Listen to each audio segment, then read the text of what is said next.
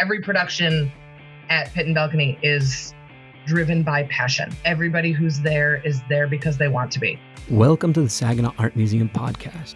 The COVID-19 pandemic is altering the usual routines of people around the globe and around the block. As practices of social distancing and self-quarantine are implemented, artists are finding new ways to adapt to the changing landscape. In this series, Art at Home, we have conversation with artists and creative-minded individuals to understand the way these unusual times are impacting lives.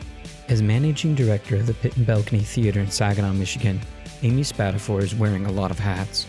What happens when all the efforts of a whole team come to a grinding halt at this community theater? Listen in and find out. Amy Spadafore, you are with the Pit and Balcony Theater in Saginaw, Michigan. Yes. Managing director. So tell me a little bit about what the Pit and Balcony Theater does on a typical day or during a typical time. Well, typically, we present 6 shows a year. 5 of them are what we call our main stage season. Those are, a couple big musicals and some plays that may be pretty well known, may range from being pretty well known to not known at all. We like to be able to give our audiences the opportunity to see something new. And then the 6th show is our After Dark show, which happens in June every year. And we present that black box style, which means that we don't use any of the 287 seats in our theater, which is set up as most people would imagine a theater would be, where there's a stage on one end of the room, and then there are a whole bunch of seats in the rest of the room. But instead, in June, we take 100 chairs and we set them up on risers in many different formats right on stage. So the audience gets to be right up close and personal with the action, which was something that I always wanted to be able to do. And we have been able to do it now for almost 4 years. So that's pretty cool. And typically this time of year, we are actually getting ready to announce our upcoming season, which I'll do on Wednesday. So I don't know when this is airing, but we're doing that on April 1st. So you're a little bit on with the show in some respects in terms of the planning process and what you're preparing for. Tell me a little bit more about how this season launch might be different, or what kinds of adjustments you've had to make in the last couple weeks as the COVID-19 pandemic has taken over in our world. The first way that we were affected, I think, directly was that we had a show running in March. It opened on Friday, March 13th. And right around then was when the CDC started putting out recommendations to limit the number of people in a room and to limit social gatherings. The governor of Michigan quickly followed up with her own recommendations, which put us in a situation where we had to kind of make a decision. We had a group of 4 very talented actors and the rest of the production team who had worked on this show called Meteor Shower by Steve Martin. Our shows rehearsed for about 100 hours. So we had these talented artists who dedicated 100 hours of their free time to put this show together for Pit and Balcony and for the community of Saginaw. And I had to sit down with them on their final dress rehearsal night and tell them that we were only going to present one weekend of the show, which we typically present 2 weekends.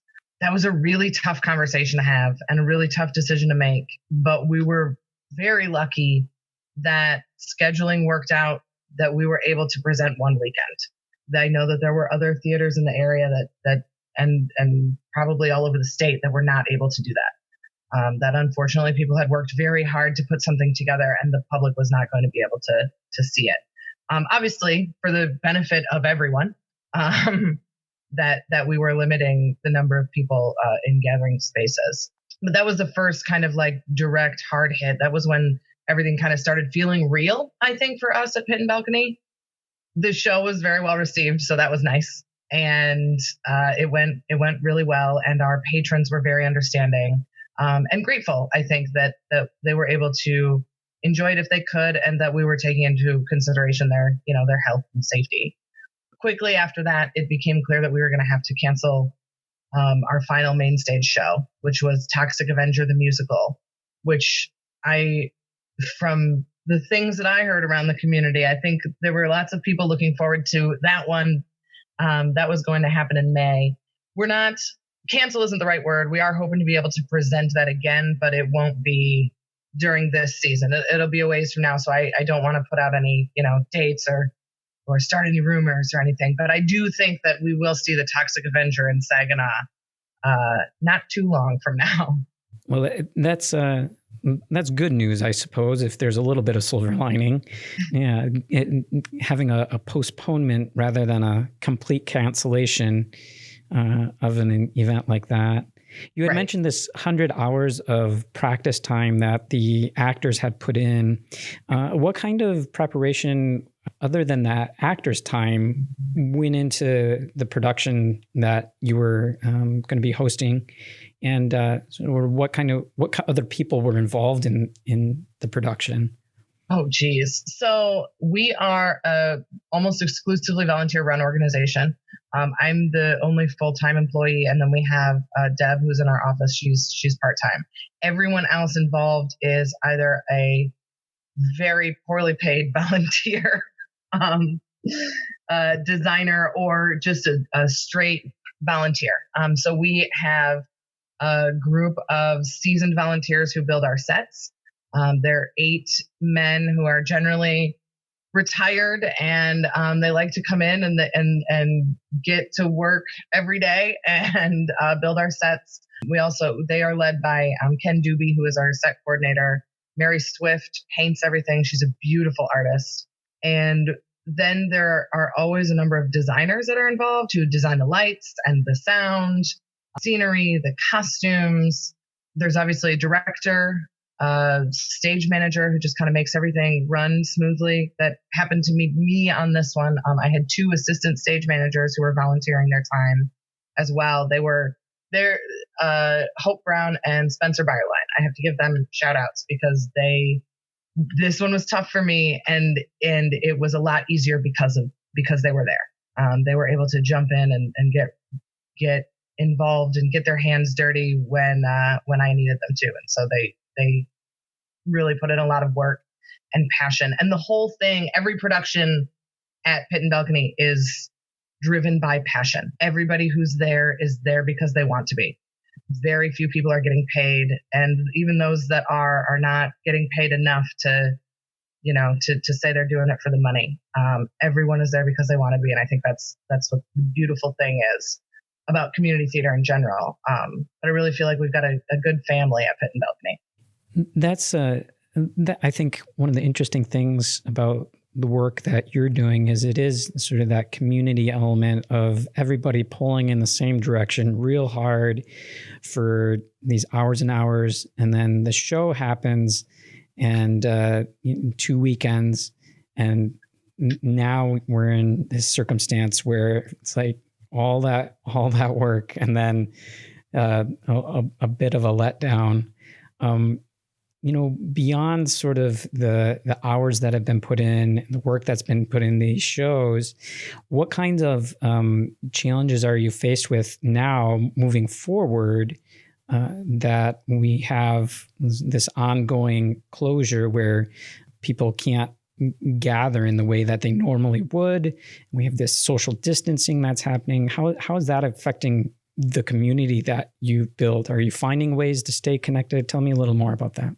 So I think that we're finding ways to stay connected. Technology is very helpful with that. I think we have Chad Baker is our social media chair, and he makes sure that we're out there and engaging with our community as much as we can.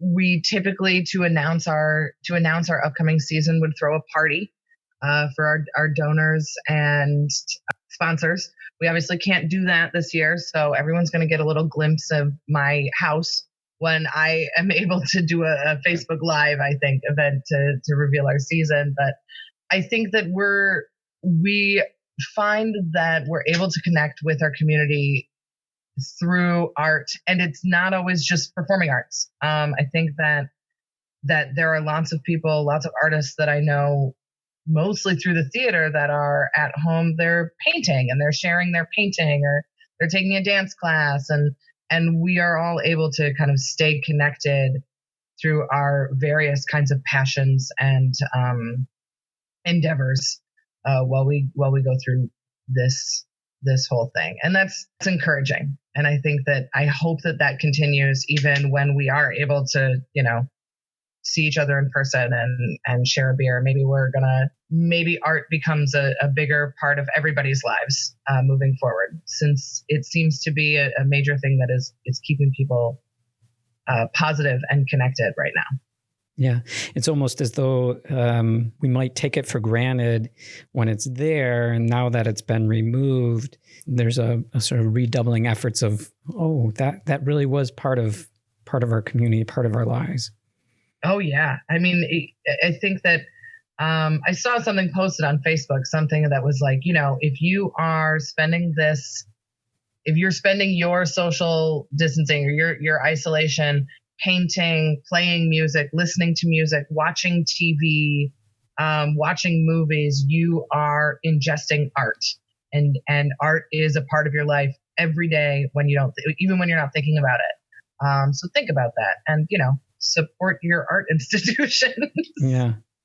Are there some projects that you're working on sort of outside of the administrative aspects of trying to keep the theater moving forward and problem solving some of the losses that the theaters incurred? Are there some things that you're doing to sort of help your own artistic adventures?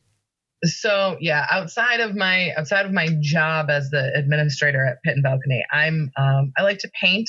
I recently got into a little bit more. I was a abstract painter, I guess. I spent a lot of time just like throwing paint at canvases until I thought it looked cool. But I got into a little bit more realism a few months ago and was able to finish a large painting I started in September. So that was pretty cool. I also love cooking. So a lot of my time has been spent getting creative in the kitchen and, opening my pantry and saying, well, I can't, or I don't want to go to the store. So what have we got in here? And I'll find a protein and a starch and a vegetable and move forward, see what kind of crazy stuff I can make. But I also really like being outside. I think that, nature is inspiring, and luckily we're getting into the springtime. And I'm hoping to see more sun and more opportunities to take some walks with my dog. I guess if we were going to be having something like this, having it happen in the springtime in Michigan is probably a little bit of a silver lining on the whole troubling scenario that we're in here. If you could sort of express one thing that you're looking forward to getting back to once some of these restrictions are lifted, what would that thing be? Oh, people, just people.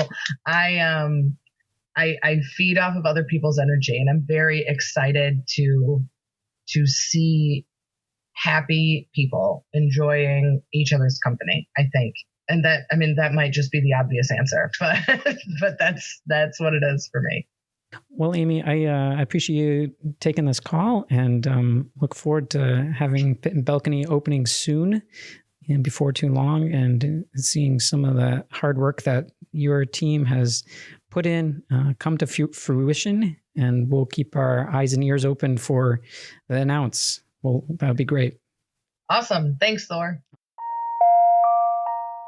Thank you for listening to the Saginaw Art Museum podcast. You can stay connected with the museum through our website and social media channels. We invite you to become a subscriber of this podcast or become a monthly contributor to the show to help us carry out our mission of providing art for all.